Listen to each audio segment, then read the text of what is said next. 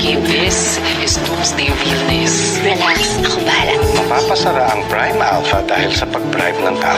We're willing to cooperate and take legal action against that person. Hindi po namin magawa by tomorrow, then you're free to investigate us. Any problems? Everything's under control, boss. Thanks to Sec Kim.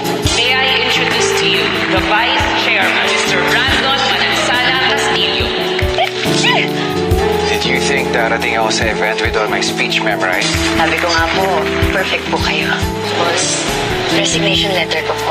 Why? For personal reasons po. Okay. Sabi po. Wait ka lang, Ninja Boy, ha? Mahanap din kita. What's wrong with Secretary Kim? Baka naman may nagawa kang mali, Brandon. Hindi gagawa ng mali. Impossible. Ay, bakit aalis si Kim? Sabi niya personal reasons daw. Okay.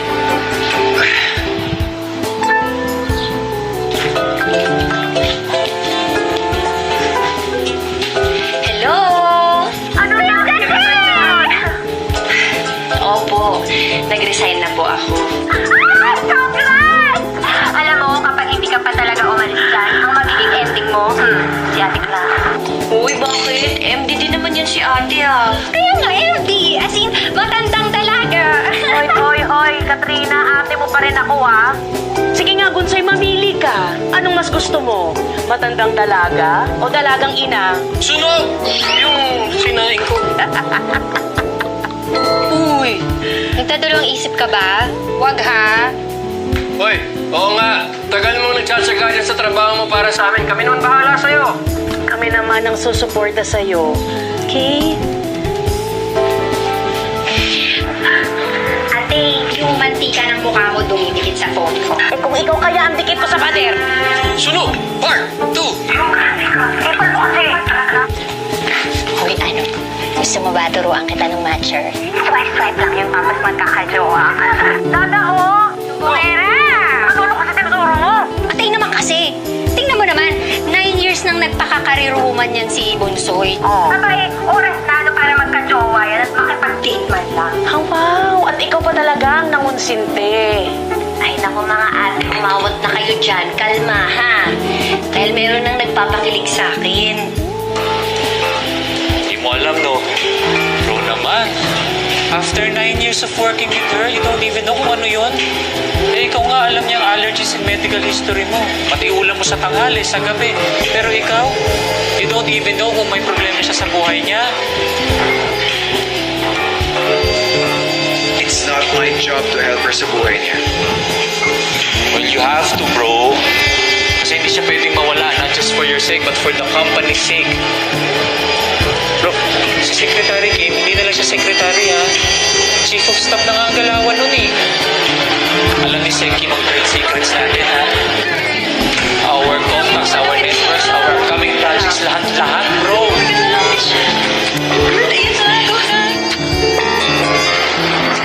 Ready na ba kayo? Nangapasilip mo, sino yan? Si Morpheus, my love! Hoy! Ba't kayo nagtitilian? Wala po, Dada. Excited lang kami dahil nag-resign na tong si Bonsoy. Sino yun? Dami lamok! Wala kailangan malilate ka ba't mag-ready ka na? Bye! Ay,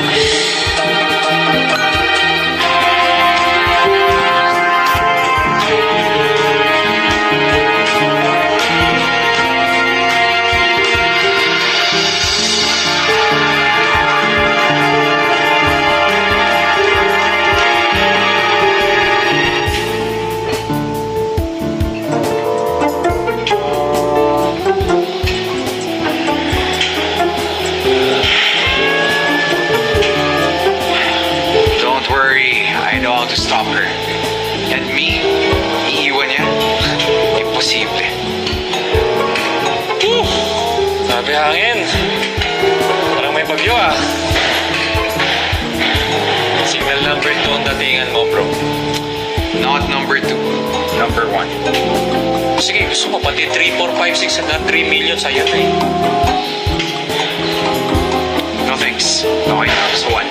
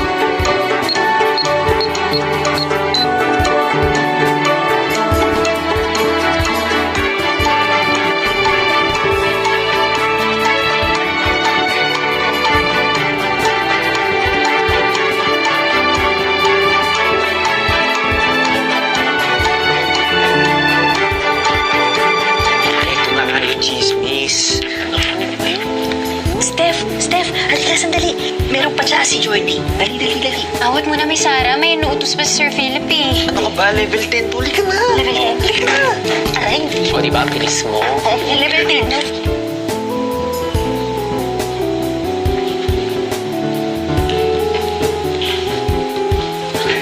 Good morning, boss. Regarding my... Let's go to our first agenda.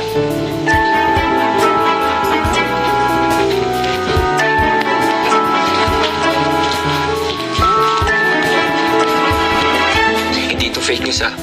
Eto. Nakakaloka naman. Cute yarn. Hindi kasi yan. Ito kasi.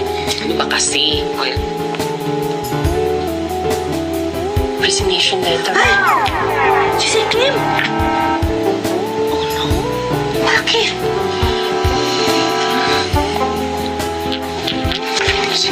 Sir Kim, magre-resign ka? Raw? Good morning. Good morning, Good BMC. morning, BMC. Hurry up. We have to fire someone.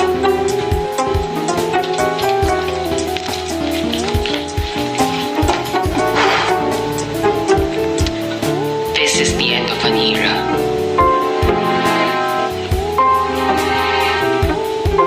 Vice Chairman. Sir Greg, andito na lahat ng evidence against you. Doctor's testimony, receipts of your bank deposits to his account. Vice Chairman, hindi po totoo yan. So are you calling me a liar? Sir, ano po kasi? Gusto ko lang pong mapabilis ang approval. You know what? I would have respected you more if you owned up to your mistakes instead of making excuses.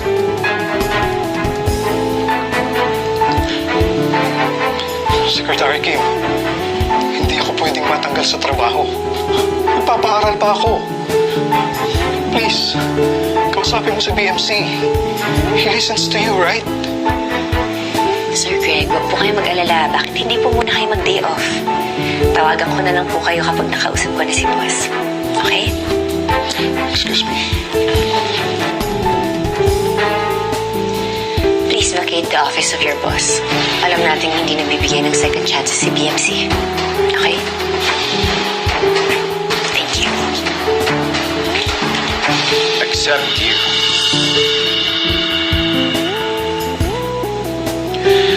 Bibigyan kita ng chance to reconsider, Sec Kim. So, here's my offer. I'll double your salary, add profit sharing for 2 years, and add a retirement plan sa benefits mo. No secretary has ever had this kind of offer before. Copy po. So, deal? Copy but not accepted. Sigurado na po kasi talaga ako sa pag-alis ko, boss. Excuse lang po, boss.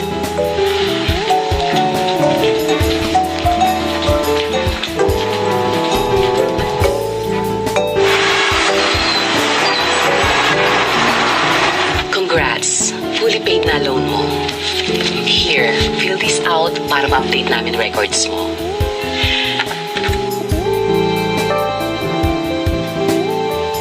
Mag-stop na lang ako mag-aral. Yung tuition ko, pangbayad na lang natin sa pang-ospital ni Dada. Ako yung may kasalanan nito eh.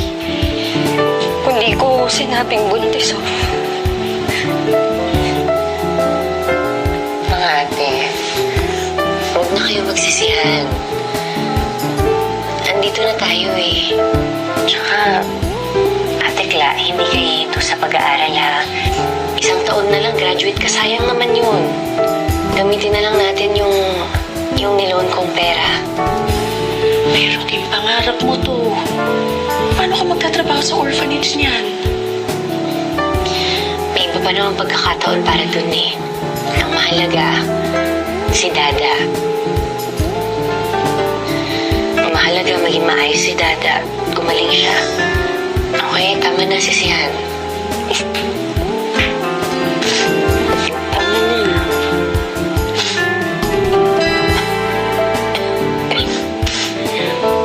Toy, buhay pa ako, huwag kang mag-iyakan. Yung Dada.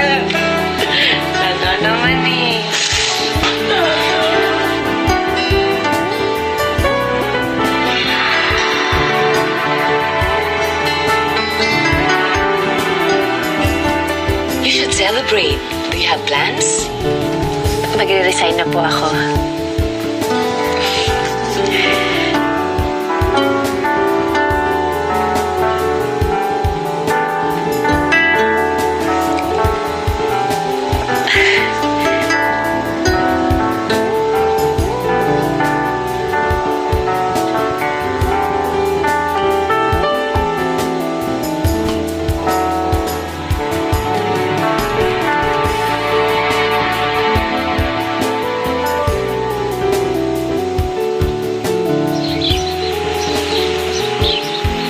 Tinawagan ako ni Warren.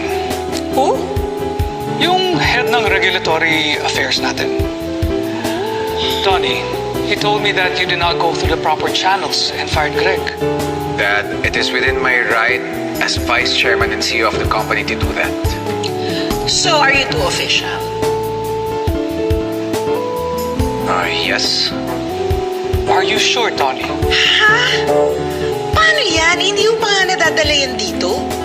Carlota, we've met Greg many times. I'm talking about this girl. Can we go back to the bribery topic, please? What I'm saying is, this might affect your deal with JMY. May nag-testify na taga-Food and Drug Board. And also, Secretary Kim double-checked it. Well, Secretary Kim is thorough. And that guy is probably guilty. What are you doing? Minsan nga lang umuwi yan dito. Puro business pa yung pag-uusapan nyo. I just want our son to be careful. Lalo na sa mga taong tina-terminate niya. Minsan kasi, there's another story to it na di natin alam.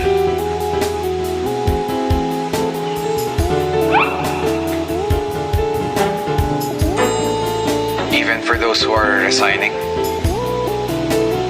Of course. There's always a reason why people leave. Now, if you want to stop them, find that reason.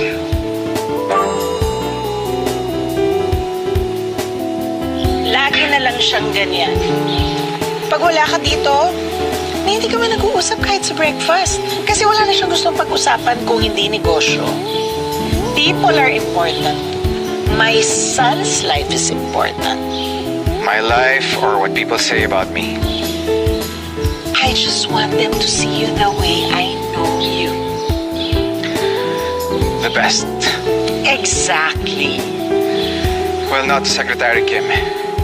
She's leaving. What?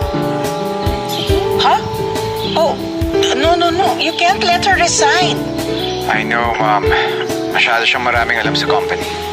Sino nang tatawagan ko para kumustahin ka? You mean so you can spy on me? So what?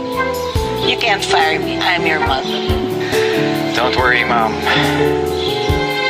I always get what I want.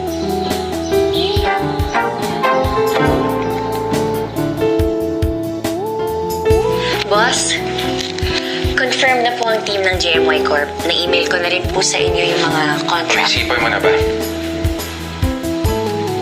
Yes, boss. I think this is the right call. You do. Sabi na nga ba, hindi mo rin ako matitiis. Po? There's no need to be shy, Sec Kim. Marunong ako tumanggap ng pagkakamali. Hindi naman lahat katulad ko na Perfect. hindi nagkakamali. Perfect nga po. But at the risk of sounding conceited, then yes. No. No.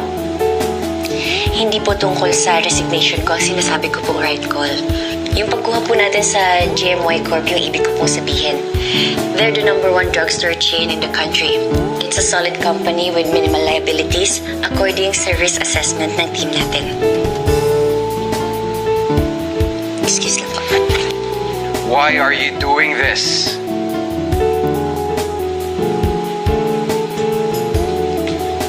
Part of the job ang mag-assess, boss. Not that. Yung resignation mo.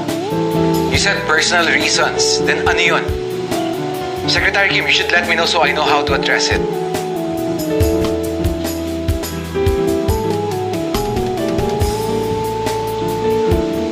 Kaya nga po, personal, di ba, boss?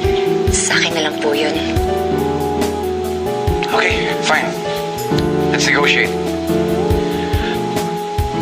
How much would it take? 0 po. Eh, hindi naman po tungkol sa pera. Then tungkol nga saan?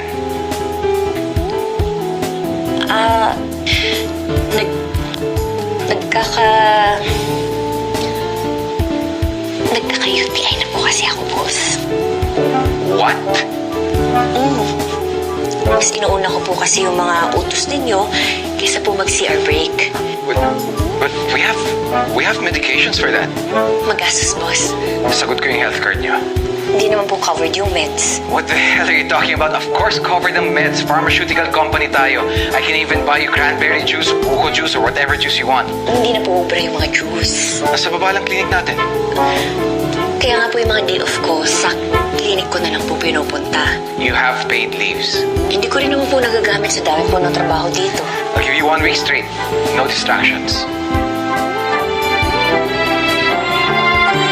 Sabi po. Do you really copy? Kasi kahit nabigyan niyo po ako ng 1 week leave, pagkatapos po nun, back to normal ulit. Wala na naman po akong time. Time for what?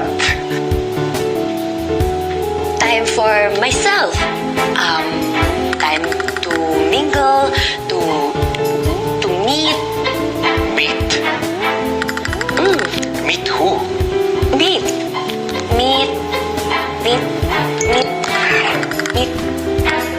my boyfriend.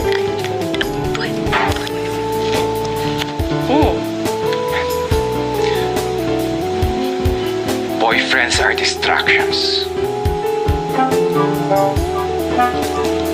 Copy po. So if you agree, then bakit ka pa maghahanap?